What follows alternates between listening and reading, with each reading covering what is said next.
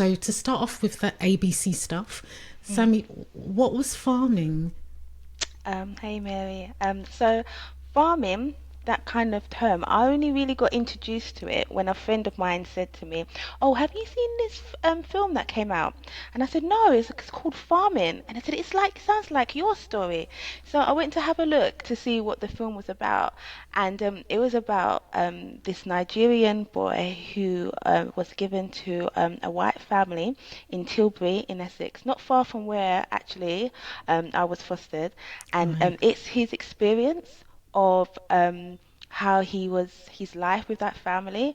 And so when talking to other people and just randomly, it seemed like farming was a thing back then, which I didn't really realize. So yeah, it's only recently I've come accustomed to knowing what farming is, and actually I was farmed really. I mean, do you know what? When I first heard that term, and it was Mm, only recently, mm, I kind of thought, fuck, that sounds like an odd name, because I kind of think mm, of, I don't know if it's cattle or agricultural, whatever it is. mm, So it was interesting to hear what that actually meant, or that informal phrase when it came mm, to fostering back then. And yeah, it's something that was very commonplace mm. back from, I think it was like the 1950s onwards, which is Okay. yeah, this is the little research that I've done on the subject. And it was it's a also an interesting topic for me, because I only found out when I was in my adult years Mm, that my older brother and sister had actually been, let's call it, farmed. mm, So and and the way it was even casually mentioned by my mum was mm. a shock to me, because I just didn't know that they'd been, fostered, or Yeah. yeah, fostered for a while. And I remember her saying quite casually how that she went there unexpectedly Mm, to the house where they were staying, and mhm, she found them in a bit of a state. So they weren't. It looked like they mm. weren't actually taken care of. So she brought them. She basically took them out there and then. Mhm. So I know that there aren't always great positive stories when it comes Yeah. to farming, but there's also some positive ones. So Mm, let's let's find out a little bit more about what led to you being fostered mhm. privately. Yeah. So, my parents came to this country in the late, was it no, early 1980s. Okay. And so the plan had been for my dad to bring my mum here because she had some family here, and then he was going to go to the States and do some studying for a time. And so while my mum was here, she needed to work. So, and the place where she was staying with family was quite small. Hmm. So she was looking for somebody that could look after me. So basically a nanny. Right. Yeah. So I think it was an auntie of her that told her that um, she knew someone had done a similar thing. So Hmm. she could ask to see if there was a family that she knew that could look after me. And so I think this family spoke to the people that they knew, and got into contact with a family in Essex. And my mum went down to go and visit that family in Essex, and with my granddad and my auntie, and everyone seemed to like each other. Hmm. And so I think, as the story goes, I think it was my foster mum. She was going, "Oh, can we take her today?" And my mum was like, "Oh no, we can't. She hasn't got no clothes with her. Right. Wow. We'll come back next week." They loved Um, you that much. so everybody seemed to get along, and it's when I hear that story, I was like, okay, so nowadays they do DBS checks, and you have to go through all this checks Yeah. and rigmarole. So none of that. It was just when I think about my experience and how I was placed with my foster parents, I was like, God, you were looking out for me from the very Mm. beginning, kind of thing. Because I could have been placed anywhere. Yeah. There's so many stories I've heard. So yeah, that's how I ended up in Essex with my And white and how parents. and how old was you at the time? I was, I think, just 6 months, a little bit older Okay. than 6 months. So very Yeah. young. Yeah. Yeah. Mm. Okay. So then, like, I guess, what was life like being fostered? So when I think about it and I think about my memories of that time, I think they're very happy times. For me, it was like it was because it's your life. It's like this was normal to me. Mm. Having two sets of parents was normal for me. Um, so I didn't see it was like anything like, oh, I'm different to Mm. anybody else. This was just how my life was. And I'm not one to, I think as my nature to pick out things.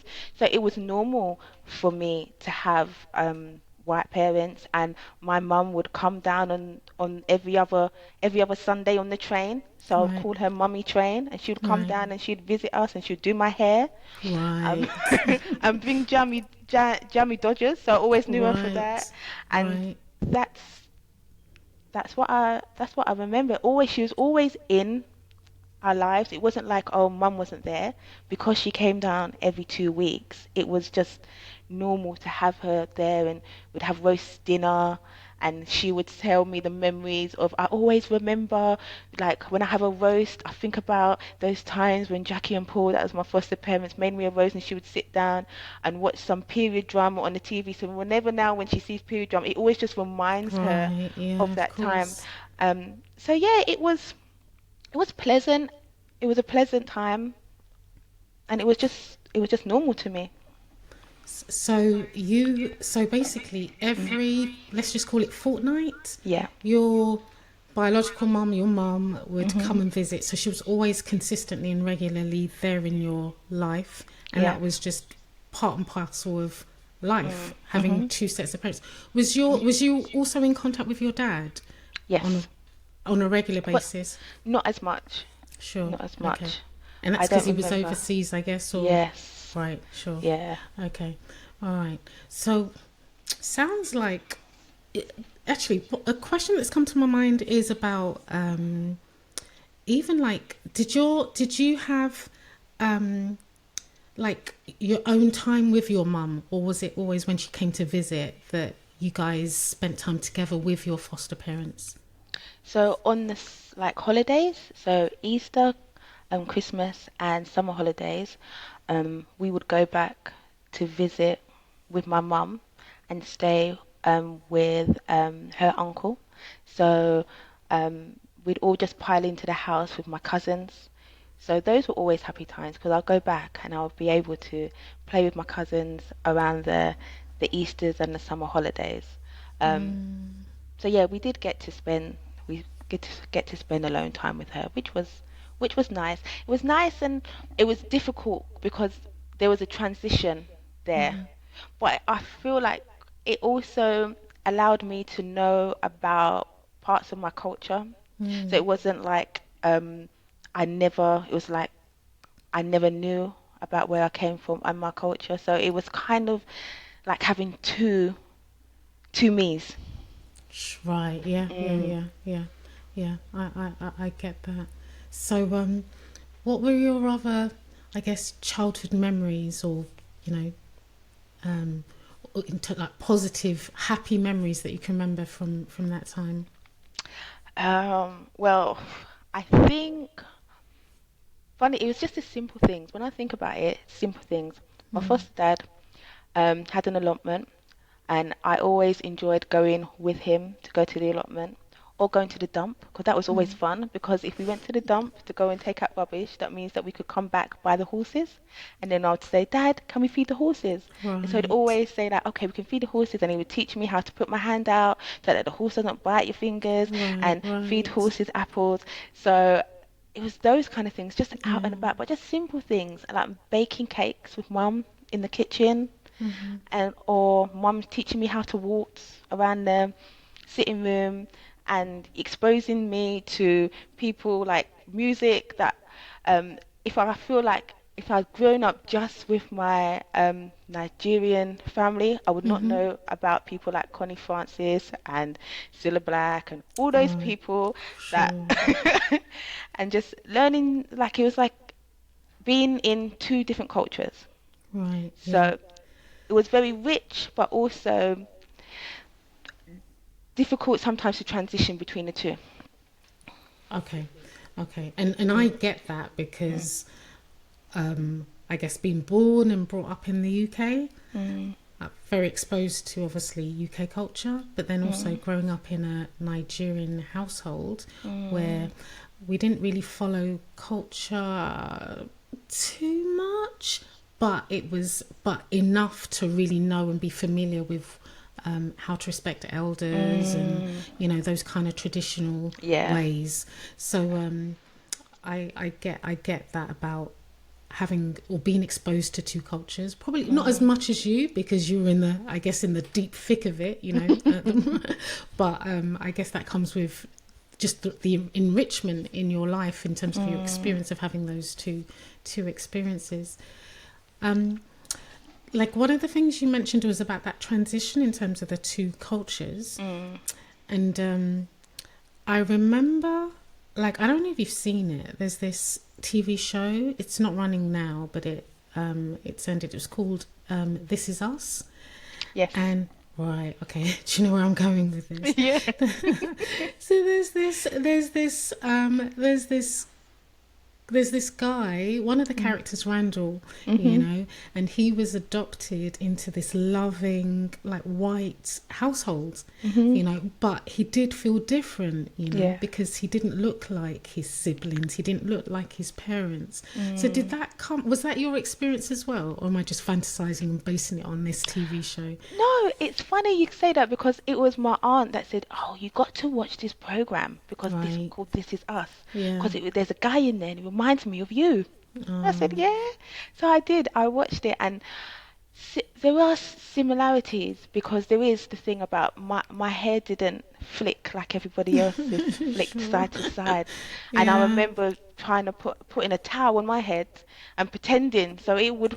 I want my head to flick too. Right. Yeah. So there Yeah. is all the love was there, but there were slight differences kind of thing. There was Hmm. differences in the culture, in the differences in how we kind of like back with my biological mum, how we greet people and things like that, Mm. and the respect aspect, and then having to like, okay, switch this up in your head, and you can just go back to the like what I call the normal way of Mm. of life, where there isn't all these kind of like Protocols or protocols and yeah. things like that. So um, it was and how I like mum and dad in Essex. They were very kind of like they were like bears.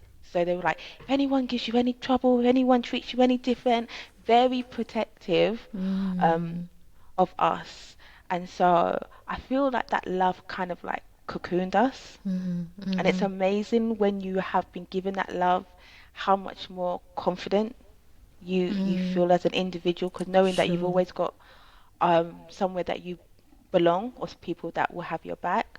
Um, but yeah, it was I could see similarities Hmm. with the program in regards to the hair, like how mum Sure. used to manage how to do my hair, and she tried, bless her. I remember the Oh. hairstyles that she would try and do for me. When you'd plait one bit Hmm. because she didn't know how to do cornrows. She'd plait one bit and then she would finish it, and then she would kind of like plait it into the next one, and then do Right. it. So that's how Do she did it. That's how she yeah. worked it, worked it through.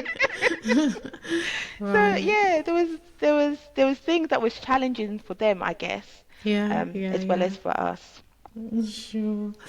So, like, I guess it was you also, or how aware were you in terms of your, I think you've really mentioned this, but how aware were you in terms of your family setup from a very young age? So, like, I guess going to school, Mm. like how your parents would drop off their children. Mhm. How aware were you that your background, family Mm. setup was different, and that wasn't the norm? Or when did it click? I don't know if there was that click really. Um, I don't know if it ever did. It was just us. Mm, mm, It was just sure. us. I guess because when I never, maybe mum and dad did, maybe they experienced it from their family, or why are you doing this? And I think those are the kind of questions I've asked when I'm older, Mm, um, and stuff. But for me, growing up, it never really thought of it like, okay, we're different to everybody else, kind of thing, or my family setup is different, so much so to affect that, oh, like we stand out. mm-hmm. It was, Sure. yeah, I guess I people didn't notice people looking at us differently either. And maybe it's just because I've got such happy memories of that Right. time, Yeah. of Yeah. people, or as a child maybe you don't notice things in that way. It Sure. could be that. Um, but yeah, Yeah. not that. Yeah. Just sounds like you didn't really have any or many negative experiences in terms of feeling different, which is positive. It's great. Mm. It's yeah, it's great to hear.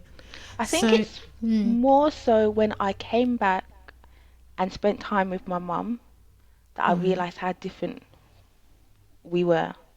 right, Because sure. growing up with mum and dad in Essex, we did everything like they did, kind of Mm, thing. And so when we would come back and spend time with my cousins and my aunties and uncles, it was like, oh, why don't you do this? Or don't you do that? Kind of right, thing. And when right. the language was spoken, we didn't understand it. So Mm, felt very much that was difficult. Then I knew like, oh, we're different. We're different. That's where I felt mm, the difference, sure, because we sure. didn't go to school, like we didn't go to school with them, or we didn't go to school in London, and it wasn't like we was with my mum all the time. And my mum would say when people would come, oh yeah, they're going back to the nanny and all that kind of thing. And that's when I guess that was really highlighted for me. Not so much when I was with my foster parents, more so when I was with my mum, because that was different because we didn't spend all of our time with her. Mm, mm. So that pattern of from 6 months old Mm. to how old was you? Was it 9? How old were 9, you when yeah. you? Yeah. So that was the regular life, Mhm. and then came that time when you moved permanently with your mum. So Mm. do you actually remember that day when you moved? You do, yeah, right, okay. Talk us through that. And were you even prepared? Did you know No, beforehand it was going to happen? no, Yeah, no. yeah. It was, I always remember that day because it's, like when you have landmark Yeah, yeah, moments. yeah. And so it was the end of a 6-week holiday, and we was all getting prepared to go back home. And by that 6 weeks, by the end, I was ready to go back home because we've had all our fun time, and I just want to get back because I had my own room with my Mm, sister, mm, and it sure. was like I was looking forward to going back to start with my new year in my school, and I was going to get a teacher that I really liked, and I remember it, and it's like, oh yeah, I'm going to be in year 5, and I'm going to have such and such teacher, and I'm really excited to have her because she's a really good teacher, and I'm going to go back and tell everybody how my summer holidays was, and I miss my mum and dad in Essex terribly, so it was always a relief to be able to go back. Sure. Go Um, back to the norm. yeah, go back to the norm. And then I think, I don't know who told us. It was my cousins actually. It wasn't even my mum. It was my cousin that said, "You guys are not going home." I said, "What do you mean we're not going back?" He said, "No, Mm, you're not going back." And so I think, "N- no, you're staying here." And then I mm, remember them sending my older sister to go and telephone my foster parents that they're not coming home, they're not coming back, kind of thing. And we both thought that we're never going to see each other again. And I just mm, remember crying and crying and crying, but I couldn't show anybody my tears because to sure. me, by showing them my tears, it was like saying I didn't want to be here. I didn't want to Mm, be with my mum. And why do you want to upset her to make her feel like you don't want to be with her? sure. So all of that was like very much hidden. I hid it Right. all, but it was really, really painful. Of course, of course. Mm, And was that the same with your siblings then? yes. Do you think did they hide it as well as Um, a I think because it was just the three of us at the time. So my older sister, she knew about it. She always knew about it when Ah, we'd that summer. So it wasn't a shock to her. My younger brother was 3 or 4 at the time, so I don't think he really understood what was mm, happening. mm, Only later when he asked me, when are we going back home? right, okay, And it was hard for him sure, because of he would course. just cry at night. Mm, okay, so it was, yeah, okay, so I guess there were like three different, um, oh no, maybe not three different responses, but your older sister, she already knew, so she was Mm, more prepared and therefore mm, maybe not so much of an outward reaction. There was mm, yourself that didn't have that outward reaction, but you were mm, unprepared and therefore, but you kept it. I'm not saying your mm, sister didn't keep it in, and then your younger brother seems like because he was so young, he mm, expressed it openly. mm, Yeah, yeah. Very interesting, but I can understand, of course, how hard it was for not just yourselves, but also for mm. your parents, your foster parents, and Yeah, probably even your mum. yeah. Yeah, just It, knowing, that transition and how to manage it. yeah, I think it was devastating for mum and dad in Essex. I know. Yeah, Afterwards, she'd speak about her having a breakdown after it happened, right, kind of thing, because she didn't think that she was going to see us again. right. So Yeah, yeah, it was heartbreaking sure, for them because we had been their kids for so long. of course. Mm, And and how did you? So that means you spoke to them after you mm, moved back permanently with your mum, biological mhm, mum. yeah. So, how did you, I guess, maintain or get back in terms of that relationship with your foster parents? I don't know the specifics of it, but I think it must have been mum. The two mums must have spoken, or my sister must have spoken with them because I think the reason why they didn't let them know, there was a big fear factor with my mum and with that side of the family, that if they had told them that we wasn't coming, they wouldn't let us go because they could see how much they loved us. So I think that was their biggest fear. So once they realized that there was no substance in that fear kind of thing, that necessarily wasn't going to be the case, then that allowed for the communication to flow Right. Okay. kind of thing. Okay. So, um, when was it? I think maybe the following summer. I think it was maybe the following summer where we got to go back. So there now it reversed. Right. Sure. Yeah. We went to mum and dad for summer holidays, Easter and Christmas in Essex, and we lived our Mm, lives with mum here. right. Okay. And that was how it was every year. Yeah. Okay. Right. Yeah. That's yeah, Sounds interesting though. balmy, innit?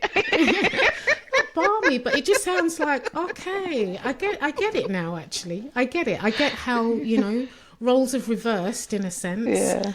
and how it then made sense to keep that communication, that relationship, but the other way Mm, around. And mm, I guess it was always from day one. I guess, or I'm imagining that was always going to be the plan. That you and your siblings would yes. permanently move Permanently with your live.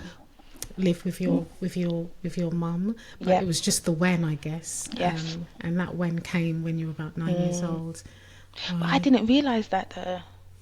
I never, Right, of as a course. child, I thought this was always going to be. Sure, I because thought I that's would all you go, knew. no, Yeah. I was going to go to school here, go to secondary school here, I was going to get more job here. Yeah. That thought never entered, I don't think, my mind that that was going to change. So I think that's why Mm, it was so hard mm, to mm, um mm. to leave them. And how did you how did you then learn or grow to just accept that change? Because that's a significant change. I think, well, we've grown up in Nigerian households, isn't it? So Mm, it's a mm, lot different to how it is now. where the communication is more so between, Sure. parents and their children. Yeah. Back then, children, when you didn't necessarily have that dialogue with your Mm-hmm. parents, children were, you sit down, you read your book, you Yeah. make yourself practically invisible so that they don't come and trouble you and tell you to do chores and whatnot, or you get in trouble. Yeah. So it was kind of like I t- like with that hiding, just Mm. being, if I would just could hide and hide myself away, kind of thing, Mm. Mm. from from this kind of trying to run away from the situation and making my own world. Mm. That's Mm. what I felt like I did to kind of cope with it. And all I think, um naturally, I'm a person that's always looked at kind of like the positive sides and Right. always looking for the positive things. And I didn't realize that Mm. this was something that is just, I think, innate, because my husband would say, you're oblivious to everything. You just, didn't you see that? Didn't you see that? And I'm like, not necessarily, because I'm not looking for a hiccup, Mm. or I'm not looking for a bad thing. I'm not looking for something, kind of thing. I like things that are nice. I like to Mm. concentrate on things that are nice Sure. and will give me joy. Mm. So I guess even back then, that was like a coping mechanism of trying to concentrate on the good things, or the good Mm. aspects of things. Yeah, I get it. You're an Mm. optimist, basically. Yes. Yeah, yeah, yeah, yeah. Um, and what do you think your fostering background, how do you Mm. think it shaped you as a person, or do you think it shaped you as a person? Oh, most definitely. Yeah, Definitely tolerance. Tolerance for right. different cultures, tolerance for different experiences, where people have come from, knowing that you can love anybody, doesn't Mm, matter if they come from you or not, kind of yeah, thing. Because yeah. it's very funny how, like, for me and my younger brother, who were basically with them from when we were babies, I'm very much like my foster mum used to be, and my brother is very like my foster dad. And Right. that's so that when you talk about nurture and Mm, nature, I always mm-hmm. ask, what's that all? Because we're our manner, because she was a person that, would cry after films and quite sensitive, and I'm similar. And Right. and I see things that my brother does, like, gosh, he's just like dad, just like dad. He doesn't like to spend money, very thrifty kind of thing. Mm. Will buy loads of clothes but don't wear them and put them in the wardrobe and still wear holy ones. Sorry, Len, sorry. I'm exposing you. But yeah, I think being fostered made me like just have that more tolerance and love and compassion Mm, for people, where they've come from, kind of thing.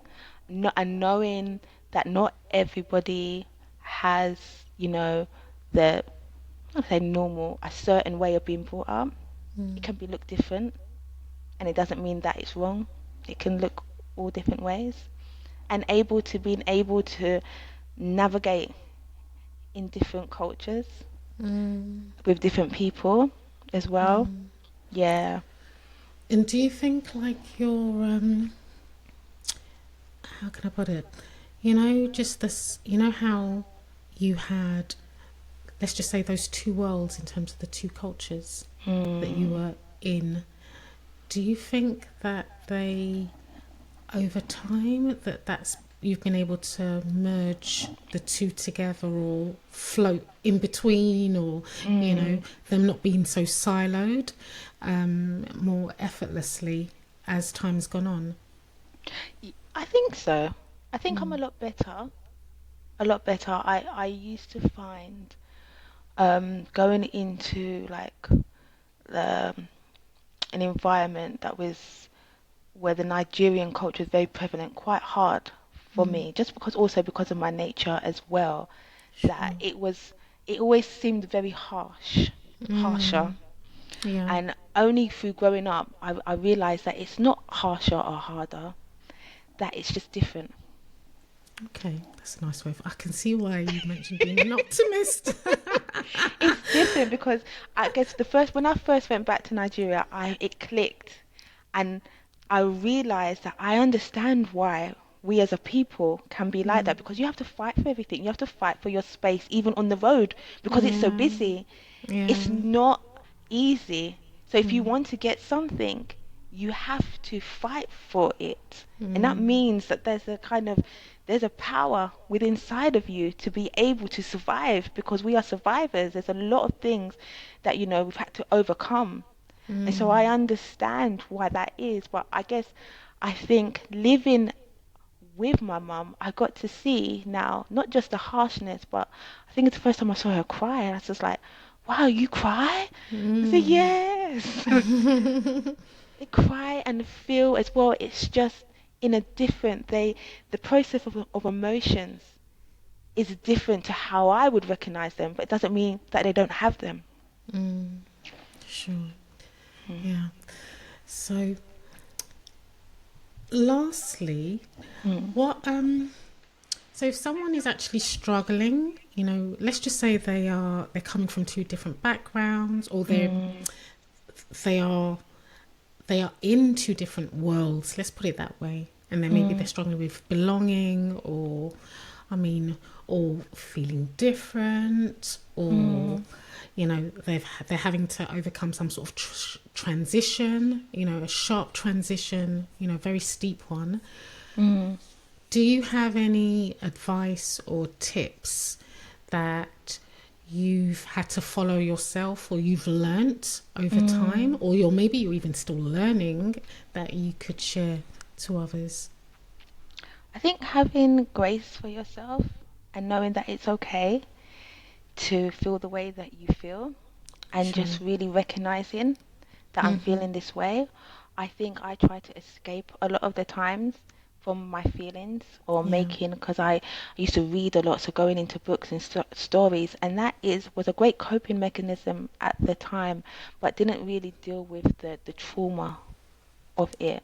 So I think just recognizing and owning like where you're at, Mm. and being able to just identify and just giving yourself the grace to process it. Mm. And I think for me, knowing that I belong with Christ Mm. has just helped me to feel loved and accepted, regardless of which world I think I belong to. I Mm. belong to Him.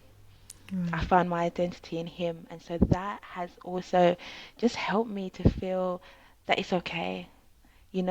I still, even now, I don't feel like I quite fit here. I don't quite Mm. fit there, Mm. but it's okay, because Right. that's what God purposed for me to be. And because I don't fit necessarily quite so neatly, I'm able to do things that others might not be able to do because they do fit so neatly, Right. kind of thing. Yeah. So Yeah. there's Lovely. a reason Mm. for your journey, and it's finding out what that reason is, so that your purpose can be fulfilled. And it's in that fulfillment you find the joy, the happiness, and the healing. um, that's what I would say to that. Beautiful. Mm. Yeah, that's beautiful. Thanks, Sammy. Thanks Mm. so much for sharing your story, That's okay. and not just your story, but Mm. those words. In terms of um, tips, or guidance for others. That may in a way that might help them too. Mm. So thanks to you, Sammy, and also to everyone who's listening. Thanks for joining me on MaryLayo Talks. Hope to see you soon. Thank you.